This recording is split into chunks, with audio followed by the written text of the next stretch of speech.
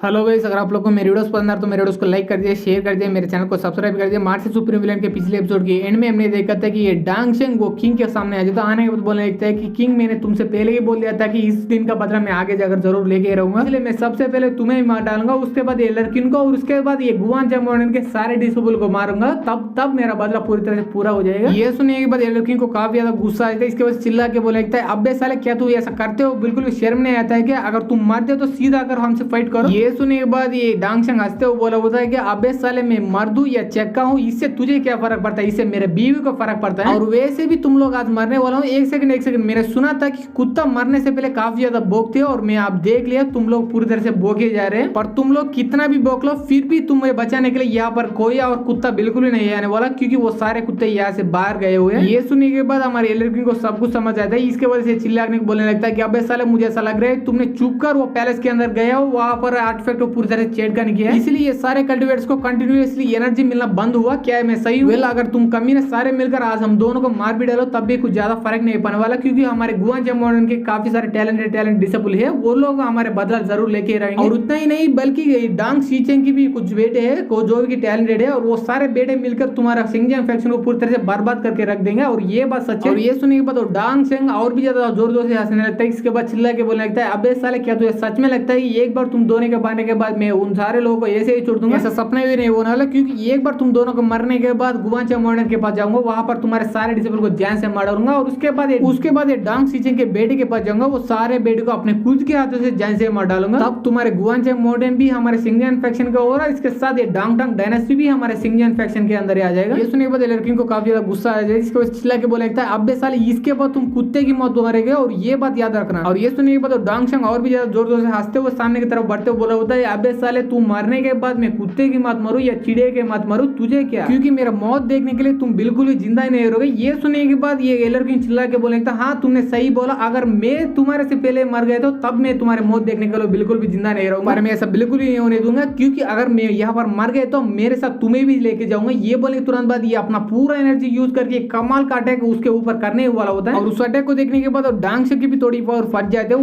उतने में ये लड़की तलवार लेके पीछे आ जाए, तो आने के तुरंत बाद ये बोलने लगता है कि अबे साले बुड्ढे क्या तुझे सच में लगता है हमारे सिंगजियांग फैक्शन इतना अच्छी बात है कि वो सीधा आकर तुम्हारे साथ फाइट करेगी? ये सपने भी नहीं बोला, तो इसलिए मैं यहाँ पर तुम्हारे पीछे आया। ये बोले तुरंत अपना चाकू लेके उसके आर पार कर देते हैं। इसके बाद कुछ देर तक गुआन जमोन के बाकी डिसेबल और उसके साथ साथ ये किंग के पर्सनल आर्मी भी वो सिंगजियांग फैक्शन के कुछ बंदे के साथ फाइट करने लगते हैं, पर ये लोग इनके सामने बिल्कुल भी टिक नहीं पा रहे होते। तब एक बंदा बोला होता है कि अबे साले कोई बंदा न कोई कमीना ने जाकर उस पैलेस के अंदर उस आर्टिफैक्ट के साथ छेड़खानी किया है, इसके वजह से हमें एनर्जी मिलना पूरी तरह से बंद हो गया, इसलिए हम ये लोगों के सामने बिल्कुल वीक पड़ रहे हैं, वरना हम लोग इनका माँ बे नहीं करके रख देते। और तभी हम गुआन जमोन के कुछ डिसेबल की तरफ देखते हैं, उनमें से एक डिसेबल को कुछ ऐसा भनक लग जाती है। इसके वजह से सभी लोग चिल्ला के बोलने लगता है कि सभी लोग थोड़ी देर के लिए फाइट करो, क्योंकि मुझे ऐसा लग रहा है हमें हेल्प करने के लिए कुछ लोग यहाँ पर आ रहे हैं। बंदा ये बोल ही जा रहा होता तभी इसके पीछे कोई बंदा आ जाता है और तलवार लेके इसके आर पार पूरी तरह से कर देते हैं। इसके वजह से ये बंदा पूरी तरह से नीचे गिर जाता है, और ये बंदा नीचे गिरने के बाद ऊपर देखकर अपने मन में सोचने लगता है कि क्या अभी तक मैं मर गई हूँ या नहीं, क्योंकि मेरे को काफी सारे एंजल दिख रहे हैं ऊपर की तरफ। तभी ये अच्छी तरह से देखने लगता है, तभी ये बोलने लगता है कि सीनियर ब्रदर यहाँ जाओ जी। तभी हम देखते हैं वहां पर हमारे सीनियर ब्रदर यहाँ जाओ जी बाकी डिसेबल को लेकर ऑलरेडी आ चुका होता है। यहाँ जाओ जी देखने के बाद ये डांग शेंग थोड़ा चौक जाता है और बोलने लगता है कि अबे साले यहाँ जाओ जी, एक बार ये दोनों कमीने के मरने के बाद तुम्हारे पास आ रहा था, तुम्हें देखने के बाद मुझे ऐसा लग रहा है तुम्हें मरने के लिए काफी जल्दी है, इसलिए मैं तुम्हारे पास आने से पहले तुम्हें मुझे ढूंढता यहाँ पर आ गए। पर तुझे मानना ही पड़ेगा भाई, क्योंकि तुम्हें हमारे प्लान के बारे में इतना जल्दी पता चल गया, इसलिए इतना सारे डिसेबल को लेकर हमें रोकने के लिए इतना जल्दी यहाँ पर आ गए हो। तब ये लड़की भी उसे देख लेते हैं। इसके बाद बोलने लगते हैं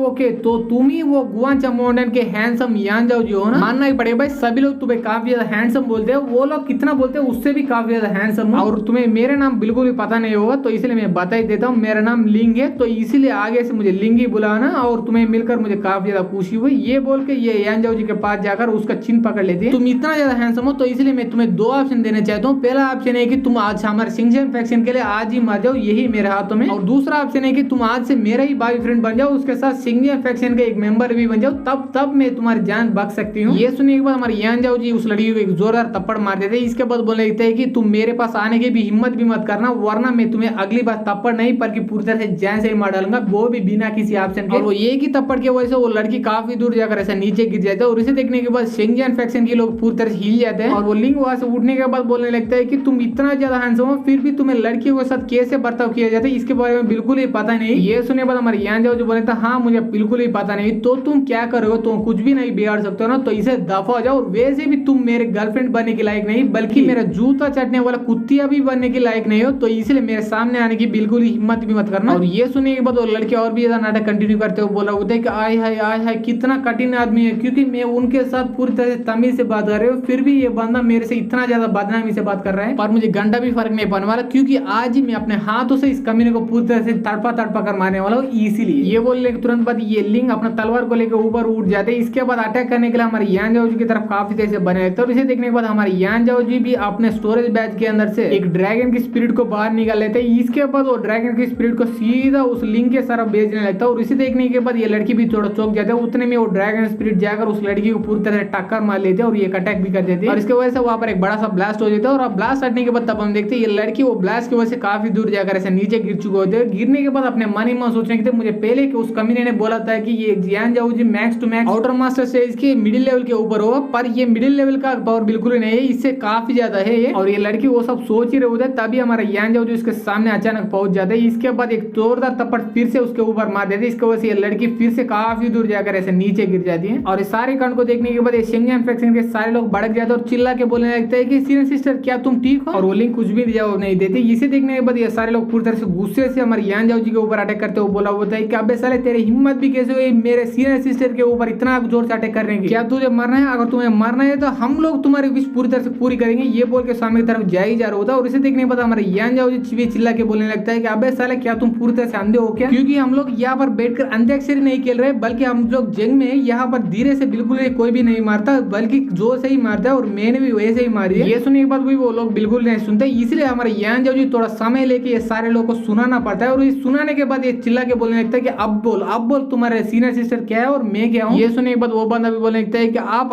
हमारे असली सीनियर है और वो लड़की कुतिया है। ये सुनने के बाद हमारे यान जाओ जी बोलने लगता है ये सब तो ठीक है, पर अभी भी तुम्हारे ऊपर मुझे पूरी तरह से गुस्सा ठंडा नहीं हो रहा, तो इसलिए उसको और भी ज्यादा गाली दो, और भी ज्यादा गाली दो। ये बोल के उसको और भी ज्यादा कुटाई करने लगता है। और इतना ज्यादा कुटाई करने के बाद वो वहां से जाते वो बोला होता है हाँ अब मेरा गुस्सा थोड़ा ठंडा होगा, तो इसलिए मैं तुम लोगों को यहाँ पर छोड़ के जा रहा हूँ। ये बोल के उस सामने की तरफ जा ही जा रहा होता है। और ये सारे कांड को देखने के बाद गुआंचंग मॉडर्न की खुद डिसेबल ही पूरी तरह से हिल जाता है। और इसके बाद अपने मन ही मन सोचने लगता है आगे जाकर मैं सीनियर ब्रदर यान जाओ जी को कभी भी अफेंड नहीं करूंगा। और ये सारे कांड को देखने के बाद ये डांगशिंग को काफी ज्यादा गुस्सा आ रहा होता है। इसकी वजह से वो अपना एनर्जी पूरी तरह से बाहर रिलीज करते हुए बोला होता है अबे साले यान जाओ जी तेरी हिम्मत भी कैसे हुई मेरे सामने मेरे शेंगन फैक्शन के डिसेबल को मारने की। और ये सारे बातों को और ये बंदों को पूरी तरह से इग्नोर करके हमारे यान जाओ जी एलरकिन के पास जाता है और उसे उठाते हुए बोला होता है कि एलरकिन क्या आप ठीक है। ये सुनने के बाद एलरकिन बोलने लगता है कि यान जाओ जी तुम सही समय पर आए हो, क्योंकि मुझे चोट लगा है, फिर भी मैं थोड़ी समय के लिए इन लोगों को रोक सकता हूँ, तो इसलिए उसी समय का मौका ढूंढ के तुम किंग को यहाँ से लेके जाओ और तुम मेरा फिक्र मत करो। एक बार मेरा मरने के बाद हमारे गुआंचंग मॉडर्न के सारे लीडर्स को ये बात बता देना, वही लोग ये सारे कमीनों से मेरा बदला जरूर लेके रहेंगे। ये बोलने तुरंत बाद हमारे एपिसोड ये पर खत्म हो जाता है। अगर आप लोग को ये एपिसोड पसंद आए तो एपिसोड को लाइक कर दिया, शेयर कर दिया, मेरे चैनल को सब्सक्राइब कर दिया। Thanks for watching guys.